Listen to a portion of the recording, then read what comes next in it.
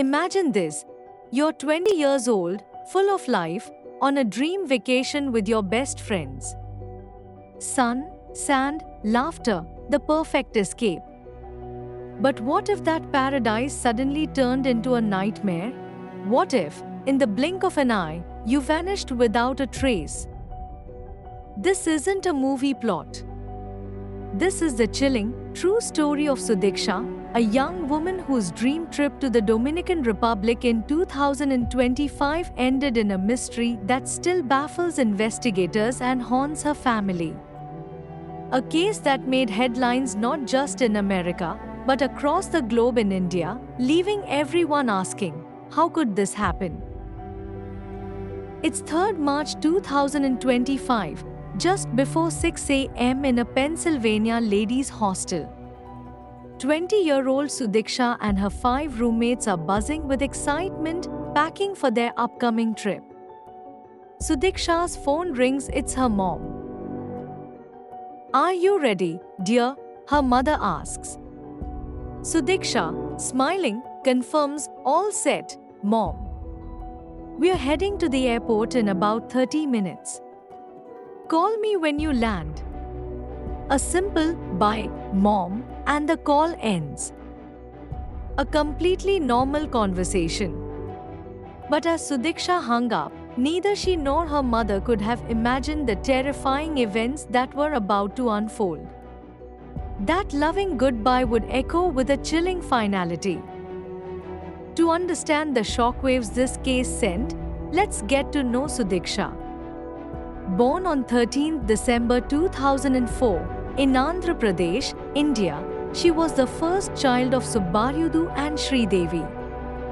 Her dad, a software engineer, got a fantastic opportunity in America.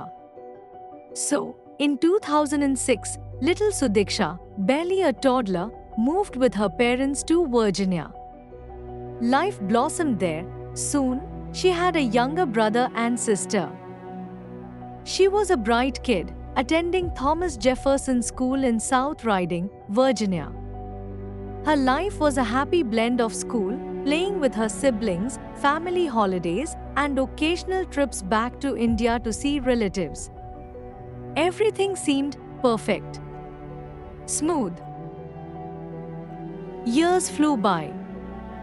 Sudiksha graduated high school with big dreams. She wanted to study medicine. In America, that means a pre-med course first. So, she enrolled in a biochemistry program at Pittsburgh University, about 350 kilometers from her Virginia home.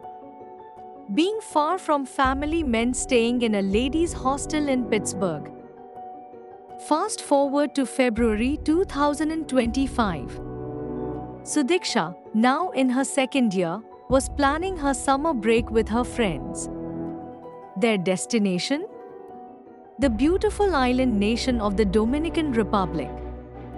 She told her family, and since Sudiksha had enjoyed vacations with friends before, her parents agreed. Why wouldn't they? And so, as we saw at the start, on 3rd March, after that call with her mom, Sudiksha and her friends left the hostel, headed to the airport, and boarded a flight to Punta Cana, a famous tourist hotspot in the Dominican Republic. They checked into the Rio Republica Hotel, ready to soak up the sun and explore. For the first couple of days, it was everything they'd hoped for: sightseeing, laughter, making memories. But then came 6th March, the 3rd day of their dream vacation, and the day Sudiksha's parents received the news that every parent dreads. That afternoon, their daughter, Sudiksha, who was supposed to be enjoying paradise, was reported missing. The devastating news came via her frantic friends. Her parents, hearts pounding with fear, immediately booked flights and rushed to Punta Cana, desperate for answers. What they learned from Sudiksha's friends painted a disturbing picture. It turns out, on their very first day, Sudiksha and her group had befriended two 22-year-old American men also staying at the Rio Republica. Sudiksha, in particular, seemed to get along well with one of them, a young man named Joshua Steven. The two groups even decided to explore the island together. Now, pay close attention to the timeline. On 6th March, in the very early hours, the group planned a pre-dawn visit to Arena Gorda Beach, close to their hotel. Around 3 a.m., they were all together at the hotel, drinking. Then, at about 4:15 a.m., all 8 of them, Sudiksha, her 5 friends, Steven, and his friend, headed out to the beach. This is where things get murky. On the beach, the group split. Sudiksha and Steven went off to one spot, while her 5 friends and Steven's friend went to another.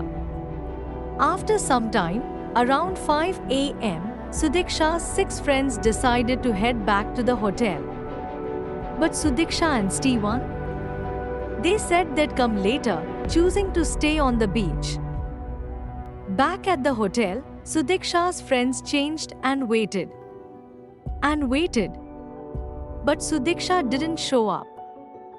As the minutes ticked by, unease turned into genuine panic. And then, around 9 a.m., their fear intensified. They saw Steven walking back to the hotel, alone. "Where's Sudiksha?" They must have screamed. Steven's reaction?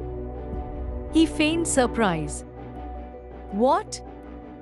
Isn't Sudiksha back yet?" he reportedly asked. "How would she be back?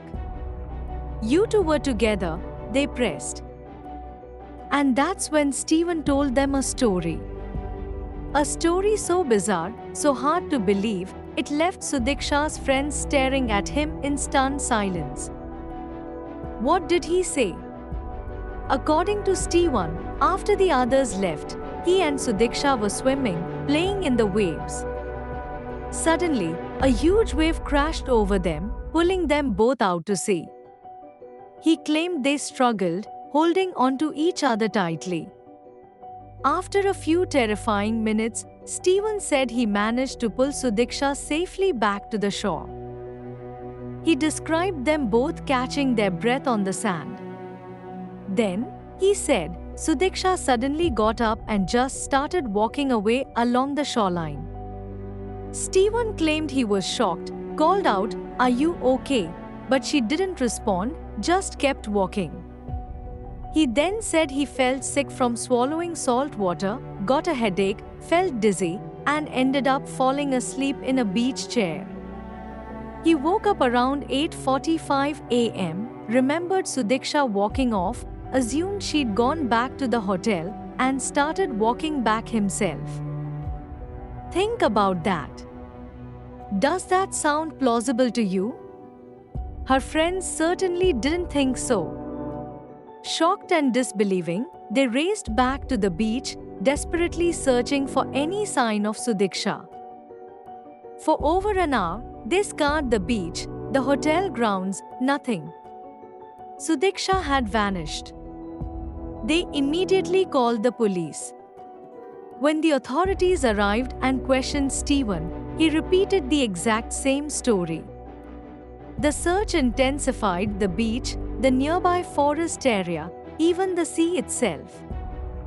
Drones with cameras were deployed, buzzing overhead, hoping to spot any clue. Sudiksha's parents, now in Punta Cana, spoke to the police, their hope dwindling with every passing hour. And then, another strange development. Steven and his friend tried to check out of the hotel. The police, watching them, intervened, seizing their passports. A court order quickly followed, cancelling their passports, and they were placed under house arrest within the hotel. 5 agonizing days passed.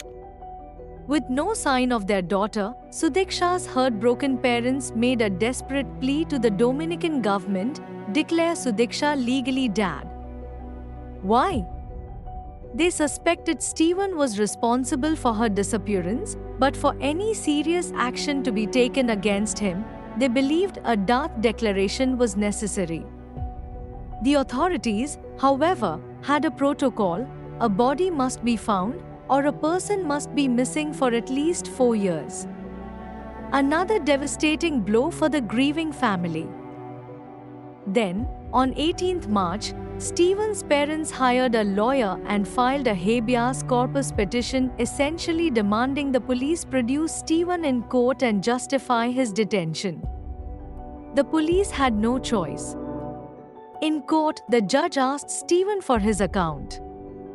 When the government lawyer argued against his release, the judge posed a critical question: did they have any strong evidence against Stephen?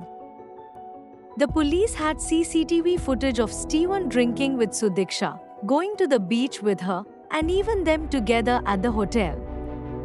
But the crucial moments, what happened to her on that beach, how she disappeared, there was no footage of that.